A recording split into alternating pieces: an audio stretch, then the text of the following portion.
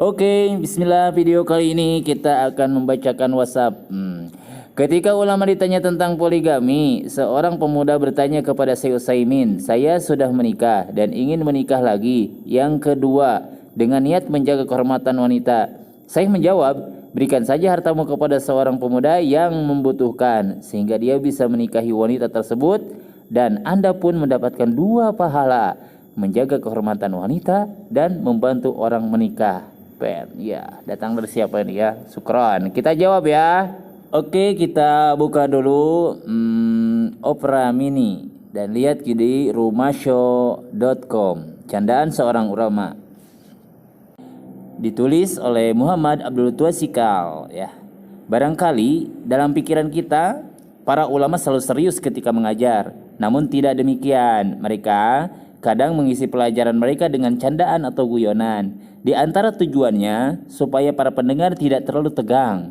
Namun, candaan tersebut tentu saja tidak berlebihan layaknya lawak yang banyak diisi kebohongan dan hanya ingin mengocok perut pendengar. Berikut di antara guyonan atau candaan seorang ulama yang terkenal cemerlang dalam ilmu fikih, yaitu Syekh Muhammad bin Shalih Al Utsaimin rahimahullah, ulama dari daerah Unaizah, Qasim, Saudi Arabia. Yang pertama, candaannya ingin poligami. Coba kita lihat terjemahnya aja ya. Salah seorang thalabul ilmi yang gemar menuntut ilmu din menceritakan tentang jawaban yang bagus dari Syekh Ibnu Utsaimin rahimahullah. Syekh rahimahullah ditanya, "Aku adalah seorang yang sudah menikah dan ingin menikah lagi untuk kedua kalinya demi lebih melindungi kehormatan para wanita." Ini jawaban Syekh Ibnu Utsaimin rahimahullah lantas memberikan jawaban menarik. "Sudahlah, berikan saja hartamu kepada para pemuda yang miskin yang ingin menikah, maka engkau pasti akan mendapatkan pahala 2 istri." Masya Allah. Jawaban yang mumtaz, cemerlang. Tidak selamanya solusinya dengan poligami kan? Namun sekali lagi maksud saya bukan berarti beliau melarang poligami.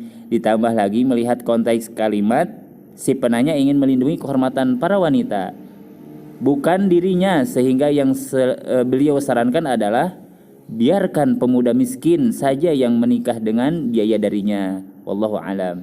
Candaan kedua, apa yang dilakukan setelah berdoa? Ya, setelah berdoa apa yang dilakukan? Syekh Ibnu Utsaimin ditanya apa yang mesti dilakukan seorang setelah berdoa. Jawab beliau sambil bercanda, "Yang jelas turunkan tangan." Ya betul ya. Mungkin dalam pikiran kita beliau akan menjawab serius, namun beliau masih bercanda pula. Tapi itu goyonan yang benar, karena yang tepat tidak perlu mengusap wajah atau mengusap badan dari bekas tangan setelah berdoa. Alasannya hadis yang menerangkan mengusap wajah setelah berdoa adalah lemah, sehingga tidak bisa jadi pegangan dalam amalan. Dan yang ketiga, mendapati istrinya ompong ya. Syekh Ibnu Utsaimin rahimahullah pernah membahas bab nikah tentang bahasan aib-aib wanita yang didapati setelah nikah. Seorang thalib yang belajar pada beliau bertanya, "Seandainya aku menikah dan mendapati istriku tidak memiliki gigi, semuanya ompong, apakah aib ini otomatis membuat nikah menjadi batal?" Rahimahullah malah menjawab sambil bercanda, "Itu malah wanita yang bagus, karena ia tidak akan mungkin menggigitmu." Peace deh ya.